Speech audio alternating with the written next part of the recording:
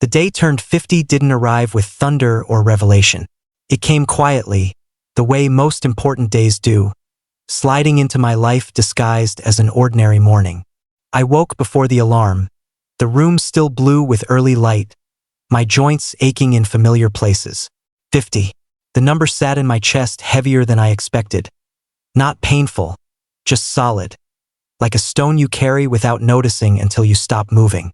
I lay there listening to the house breathe, the hum of the refrigerator, the distant chirp of birds, the soft shuffle of my wife moving around the kitchen, until the smell of coffee pulled me out of bed.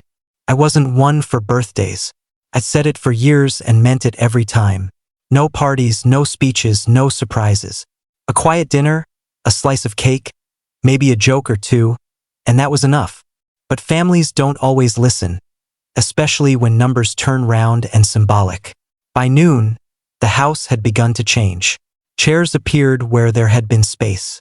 Plates stacked higher than usual. Someone, my daughter, I suspected, had put music on low enough to pretend it was background, loud enough to announce intention. "You're not slipping out, are you?" my wife asked, catching me at the hallway closet with my jacket half on. "I was just going to get some air," I said. She smiled in that way that said she knew me too well. "You can get air later. Stay. It's just family." "Just family," she said, as if that weren't the most dangerous kind of audience. By late afternoon, they were all there. My sister with her booming laugh, my brother-in-law already asking for seconds, a couple of cousins I saw mostly at weddings and funerals, and my daughter moving through it all like a quiet conductor, making sure everyone had what they needed. I noticed she kept glancing at the small table by the window, where a single object sat covered with a folded cloth. "Cake soon," someone announced, and the room shifted toward ritual. Candles were lit, their flames trembling as if unsure whether to stay. The cake was chocolate because it always was, because some traditions are easier to keep than to question. They sang, badly and proudly, my name stretched and bent by too many voices. I smiled because that's what you do when people sing to you, and I made a wish that surprised me by being simple. Let the next year be quiet. I leaned in and blew. The flames vanished, smoke curling upward like a thought reconsidered. Applause followed, then laughter, then the scraping of chairs as people settled back into themselves. I reached for the knife, ready to cut and move on, when my daughter cleared her throat. "Wait," she said. She stepped forward, lifting the cloth from the small table. Beneath it sat a box. Not a gift bag, not wrapped in paper or ribbon, just a small wooden box, darkened with age. The surface was scarred and uneven, the corners worn soft, as if many hands had held it before. It didn't belong among the bright plates and glossy balloons. It looked like something that should have stayed buried in an attic or tucked behind old books. "This is for you," she said, and her voice carried a careful steadiness that made me pause. I took the box from her hands. It was heavier than it looked. The wood was cool, almost damp, and when I turned it over, I saw faint markings etched into the bottom. Lines and symbols worn nearly smooth. There was no lock, no latch, just a lid that rested flush against the base. "Where did you get this?" I asked. She met my eyes, then glanced briefly at my wife.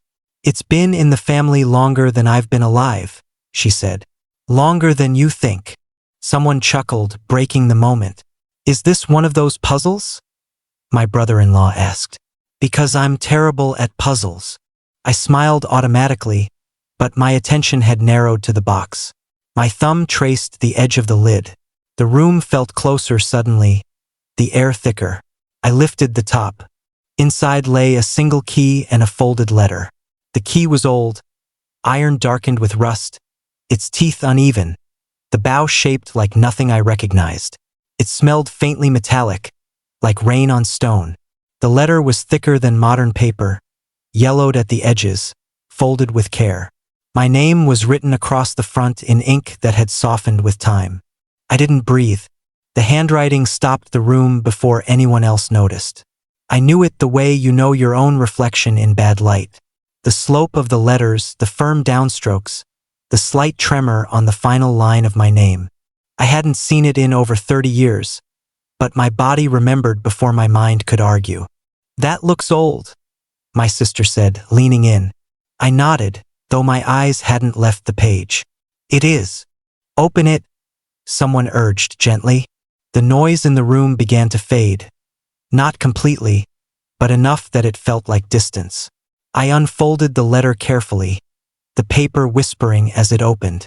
For a moment, I only looked at the words without reading them, letting the sight of that handwriting settle into me like a weight. "I don't think this is a joke," my wife said quietly. I swallowed and began to read. The first line undid me. "If you're reading this, it means you've made it to 50. The room fell silent, not all at once, but gradually, as if each person sensed the shift and stepped back. I felt the years collapse inward, memories stacking on top of one another until time lost its edges. My father had died when I was 15. Heart attack, sudden, final.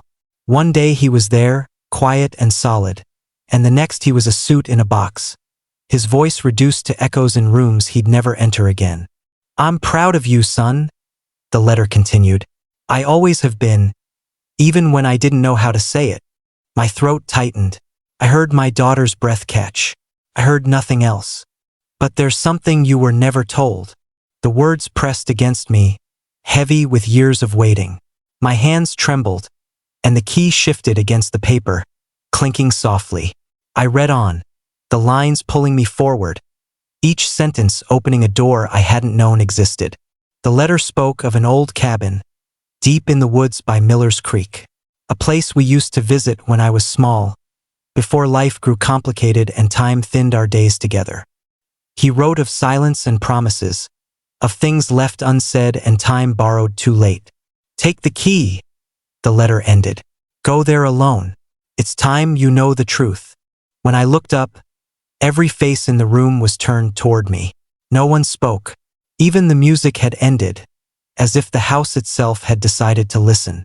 "That's not funny," my brother-in-law said finally, uncertainty creeping into his voice. My wife reached for my arm. "Is it real?" I folded the letter carefully, my fingers steadier now than they had been a moment before. "Yes," I said. "It's real." The box felt heavier when I closed it, as if it had taken something from the room and sealed it inside. Around us, the party resumed in cautious fragments. Someone clearing plates, someone else forcing a laugh, but the center had shifted. Something old had surfaced, and it refused to be ignored. I looked at my daughter. She watched me with a seriousness that didn't belong to her years. "Happy birthday," she said softly. I nodded, the words echoing in a place far deeper than celebration. That night, sleep avoided me the way truth avoids easy telling. Long after the last guest had left and the dishes were stacked to dry, I sat alone at the kitchen table with the wooden box in front of me. The house felt unfamiliar, as if the walls were listening. My wife had asked if I was okay, asked if I wanted to talk, and I had told her not yet. It wasn't a lie. The words simply hadn't arrived. I opened the box again, slower this time, like the motion itself might trigger something irreversible. The key lay where I'd left it, dull and patient. I unfolded the letter once more and read it from the beginning, forcing myself to take in every line instead of rushing toward answers. "If you're reading this, it means you've made it to 50. I whispered the words aloud, testing how they sounded in the room. My father's voice filled the spaces between sentences, not as memory, but as presence. He had always been a quiet man, not distant exactly, just economical with words, as if speech cost something he couldn't afford to waste. When I was a boy, I used to ask him questions just to hear him talk. About the weather, about how engines worked, about why he liked sitting on the porch at night. His answers were never long, but they were always careful. I'd mistaken that care for coldness once I was older. I wondered now how many things he'd held back simply because he didn't know how to release them. My wife came into the kitchen carrying 2 mugs. She set one beside me without speaking and took the chair across from mine. "You don't have to go through this alone," she said gently. "I know," I replied. "I just need to finish this first." She nodded and stayed, her presence steady, her silence generous. The letter spoke of time like it was a living thing, of days lost to work and worry, of nights spent listening to the ticking of a watch he never explained. He wrote about the cabin, about how it became a place where he could breathe when the world felt too loud. I remembered it dimly.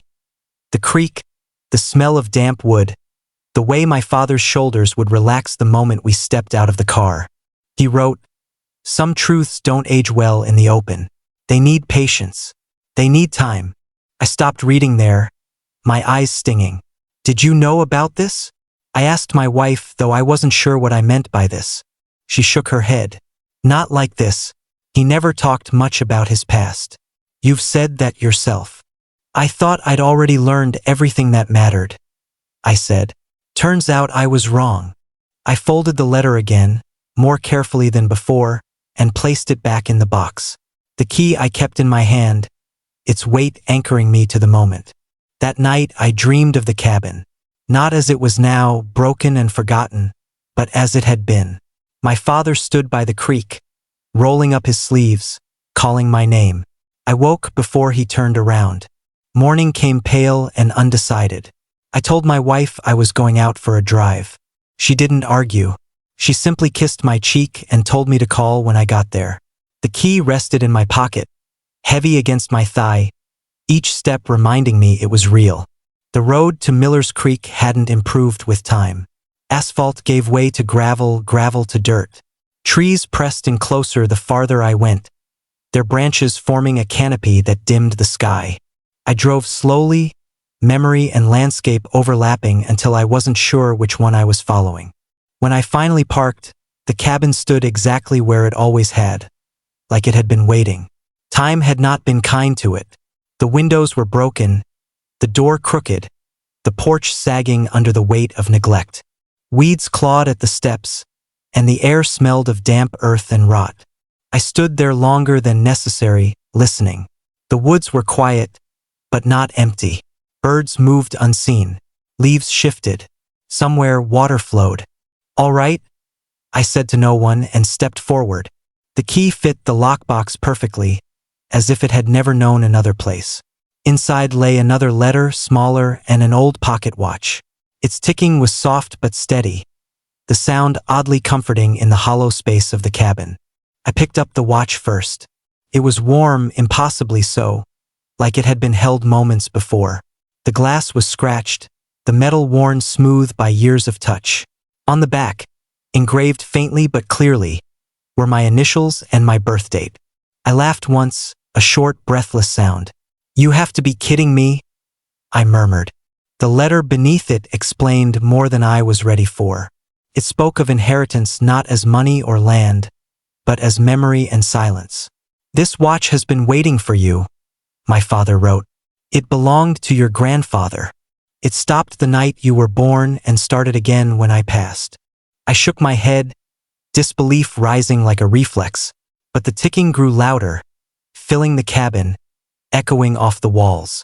It wasn't just sound. It was presence, insistence.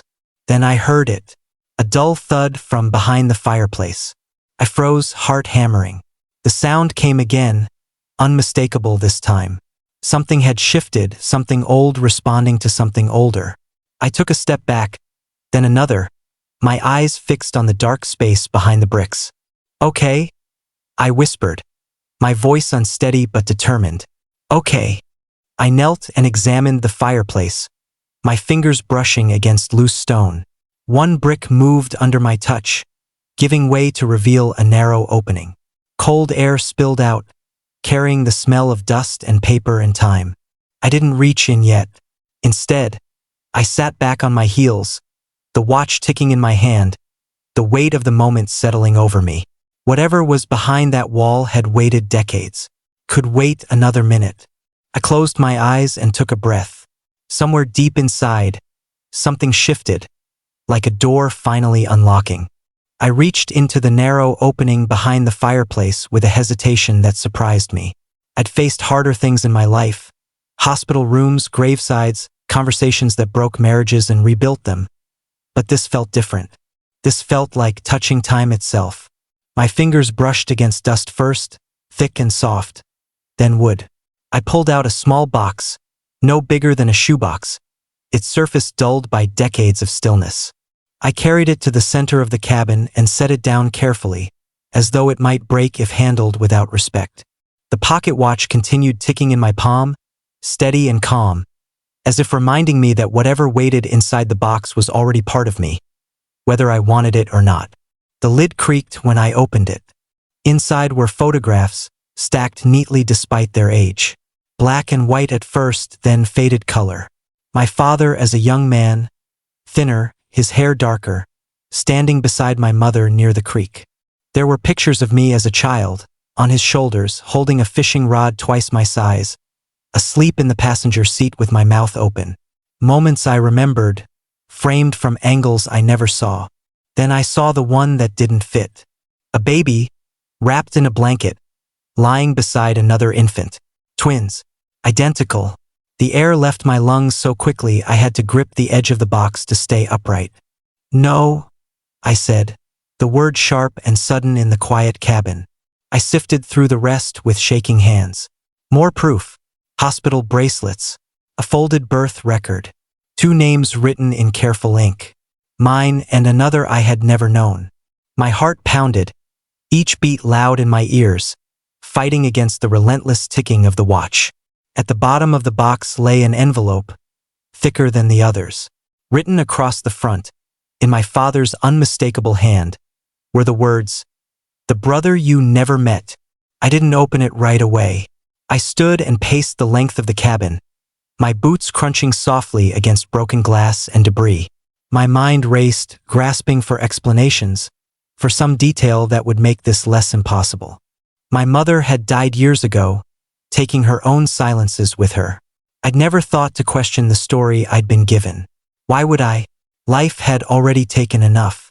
I sat again, slower this time, as if moving too fast might undo me. The envelope felt heavier than paper should. I slid a finger beneath the seal and opened it. The letter inside was longer than the others, the ink darker, more deliberate. "We didn't know how to tell you," it began. "By the time we thought we could, it felt too late." Silence had already taken root. I read every word. About the complications during birth. About the long night in the hospital. About holding 2 sons and leaving with one. About grief that never found language. My father wrote of how my mother withdrew into herself, how he followed her there because he didn't know another way to love her. He didn't survive the night. My father wrote of my brother. And I didn't survive it the same way either. My chest tightened painfully.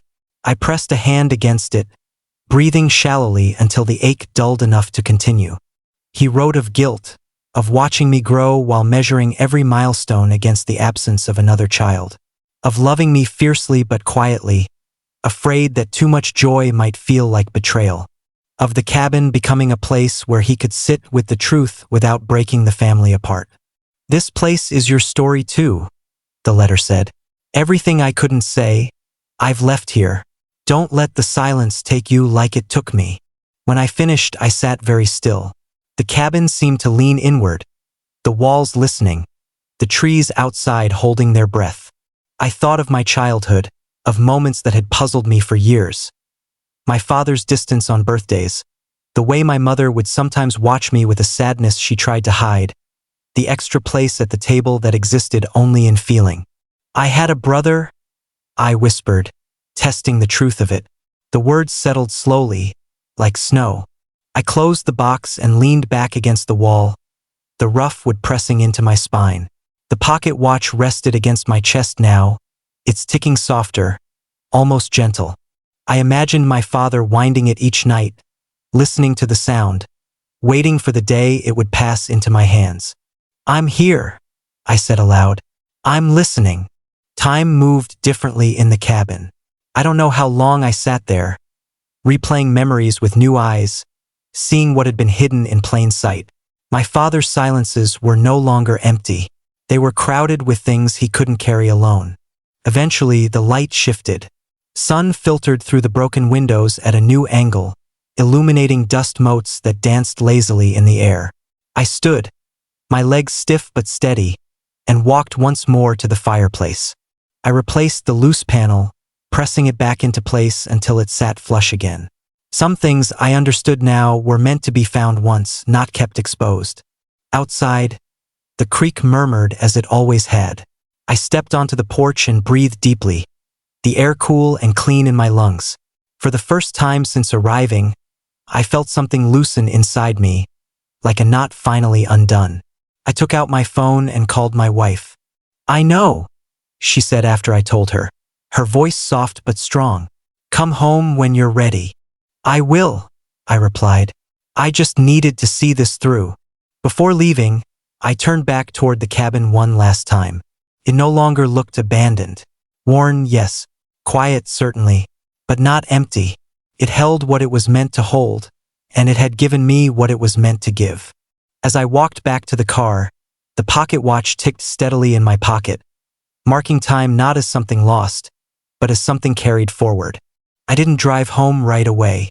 I sat in the car with the engine off, hands resting on the steering wheel, listening to the ticking in my pocket and the faint rush of the creek beyond the trees. The revelation hadn't shattered me the way I expected. It had rearranged me, like furniture moved in a dark room. Everything was still there, just no longer where I'd assumed it had always been. When I finally turned the key and drove away, the road felt shorter, as if the woods themselves were easing me back into the world.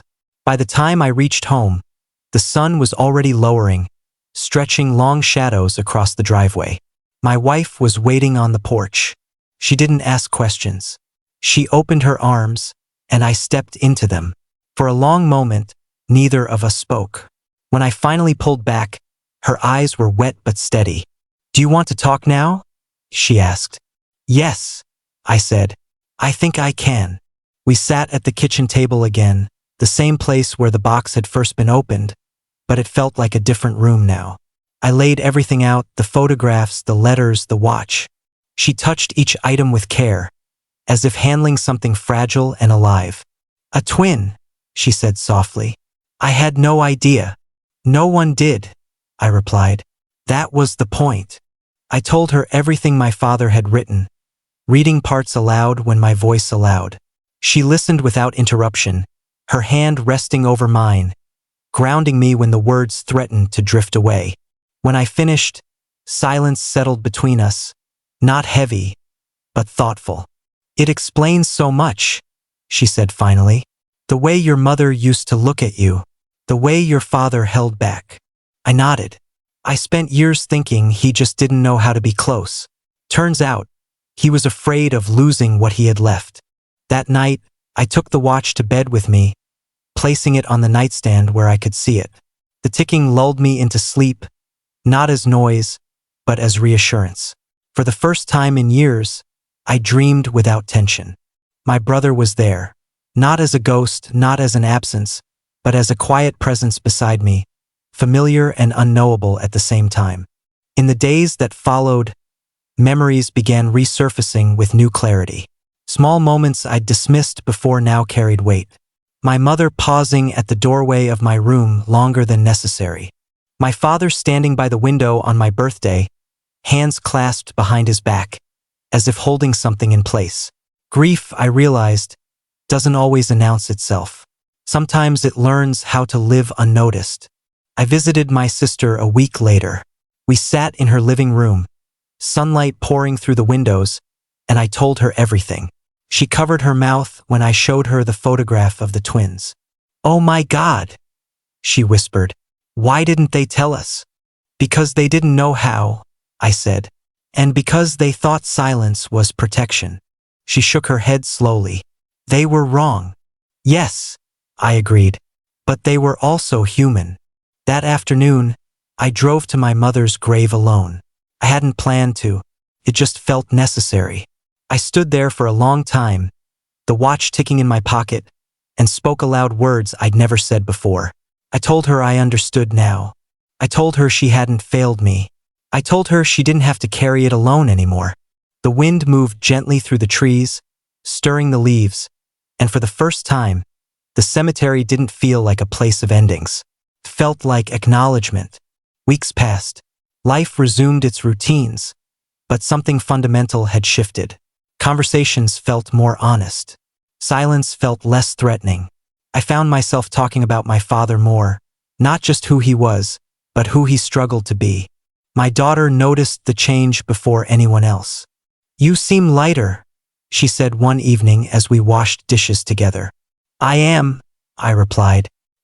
"He left me more than I realized." She smiled. "I was hoping you'd feel that way." "You knew?" I asked. She hesitated, then nodded.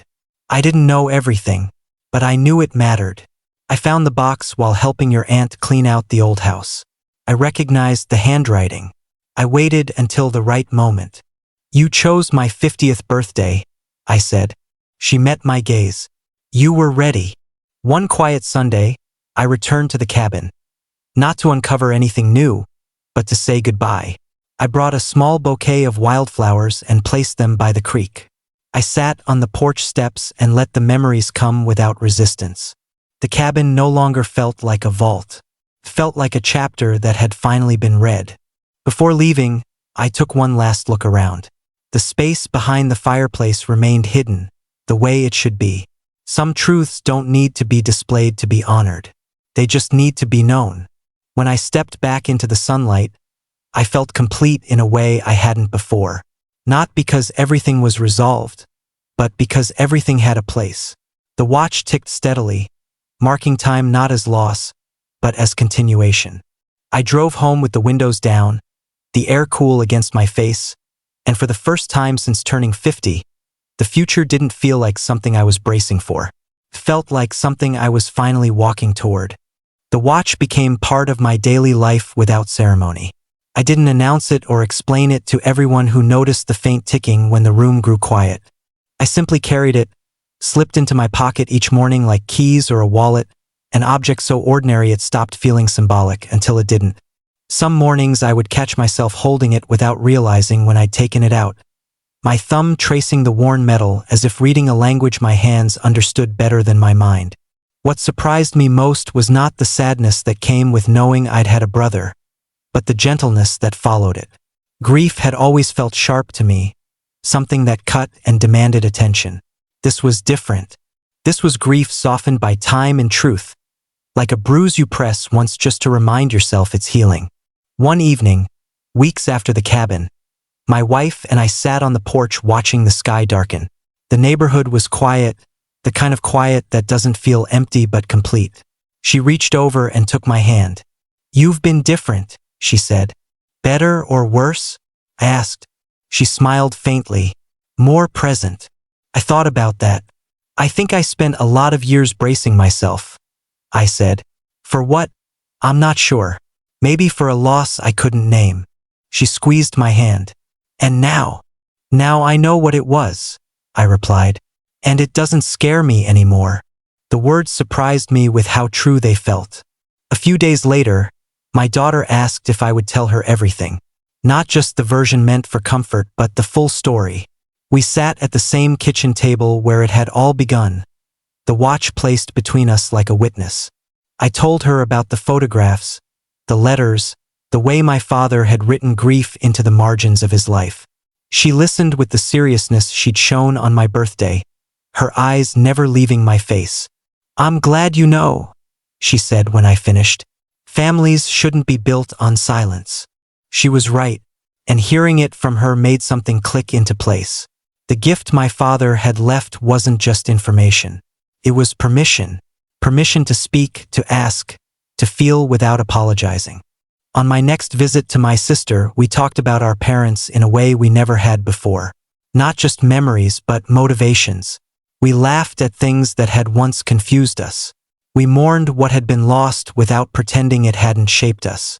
When I told her I planned to tell my children about the twin, she nodded firmly. "They deserve to know where they come from," she said. "All of it." So I told them, not in one dramatic moment, but over dinner, with questions and pauses and space for confusion. They listened, asked careful questions, and then did what children do best. They accepted it. The story didn't frighten them. It grounded them. "Does that mean we had an uncle?" my son asked. "Yes," I said. "We did. Do we know his name?" I told him. Saying it aloud felt strange at first, like speaking into a room that had been closed for too long. But the name settled into the air easily, as if it had been waiting. Life didn't transform overnight. There were still bills, still disagreements, still days that felt heavier than others. But the weight was different now. It was shared. I found myself more patient, more willing to listen without planning my response. Silence no longer felt like something to fear or fill. It felt like space where understanding could grow. One afternoon, I found myself back at the cabin again, unplanned and unhurried. I didn't go inside this time. I sat by the creek and watched the water move over stones smoothed by years of persistence. I took out the watch and opened it, listening to the ticking echo faintly in the open air. "I get it now," I said quietly. "Why you held on. Why you waited." The wind stirred the trees, and for a moment, I felt something like an answer. Not words, but acknowledgement. That was enough. As my 50th year continued, people asked me the usual questions. Did it feel different? Did I feel older? Wiser? I smiled and gave them easy answers. The truth was harder to explain. I felt connected, to the past, to my family, to parts of myself I hadn't known were missing. Not because everything had been resolved, but because everything had been named. On the anniversary of my father's death, I visited his grave with my daughter. I brought the watch with me and placed it gently against the stone, letting the ticking fill the quiet. I told her stories about him, not just the father I knew, but the man he had been before grief taught him caution. She listened, her hand resting on the cool granite. "He loved you," she said. "I know," I replied. "He just didn't know how to show it the way I needed at the time. And now I know how to see it." We stood there a while longer, then left together, the watch warm in my pocket again. On my next birthday, quieter by design, my daughter handed me a small wrapped package. Inside was a new wooden box, simple and smooth, its surface untouched by time. "For the watch," she said. "So it has a home when you're not carrying it." I placed the watch inside and closed the lid, feeling a sense of completion I hadn't expected. Not an ending, but a settling. The past wasn't something I was chasing or running from anymore. It was something I carried with care. That night, as the house grew quiet and the lights dimmed, I sat alone for a moment and listened to the ticking from inside the box. It sounded steady. Content. I thought about my father at 50, about what he must have been carrying then, about how long he'd waited for the right moment to speak. I wished he'd had it sooner, but I no longer wished the story were different. It was ours in all its complexity, and now it was finally whole. The gift he'd left me wasn't the box or the key or even the truth itself. It was the chance to break the pattern, to choose openness over silence, to let love be louder than fear. And every time the watch ticks, it reminds me, not of what was lost, but of what continues.